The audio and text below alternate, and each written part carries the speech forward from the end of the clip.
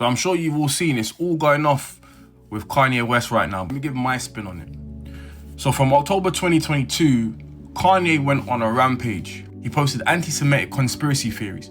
He tweeted he was going to DEFCON 3 on Jewish people. He praised Hitler on national television. He denied the Holocaust and he posted a swastika. And the response was swift. Adidas dropped him and he lost his billionaire status overnight. The platform suspended him. And the consequences were real, they were fast, and frankly, they were right. You see, hate speech has consequences, and it should. Words have power, and the Anti-Defamation League documented at least 30 anti-Semitic incidents directly referencing Kanye. So yes, what he said was wrong. This is not defense of Kanye, but it's important that we talk about power and positionality. Depending on who you are, you can say certain things and walk away clean. A politician can use dehumanizing language about black and brown migrants and still get elected. A tabloid can run racist headlines about a mixed race woman marrying into a royal family and face zero consequences. But Kanye said what he said about Jewish people, and within days, billion-dollar corporations moved. Should those corporations have moved? Yes, absolutely. But the question isn't whether punishment was deserved. The question is why the same punishment doesn't apply universally. Why is the threshold different depending on which community you attack and who you are? Your positionality or your proximity to power determines how protected your community is. And that is the conversation we're not having honestly enough.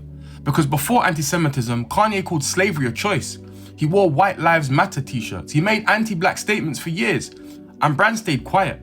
One professor put it plainly. He said the punishment came because he attacked Jewish people. You see, anti-black remarks don't move the needle the same way, because the black community unfortunately doesn't have the institutional power to enforce consequences for anti-black hate. And that sentence, that's what should sit with you. And it goes further, because Kanye is now banned from entering the UK. And I want to ask a genuine question. Does that same ban apply to people who espouse anti-black racist views or Islamophobic views, who use language that dehumanizes black and brown people? Of course not. And this is where the hypocrisy lives.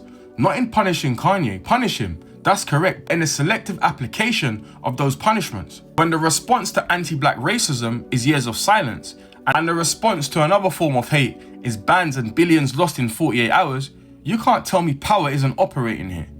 Every form of hate should be met with the same energy, the same speed, and the same consequences. Because the moment you decide some hatred is unacceptable and other hatred is tolerable, you haven't built a just society. You just reorganized who gets to suffer in silence. This isn't about defending Kanye. He was wrong and he deserved consequences. This is about demanding the same standard to apply to everyone.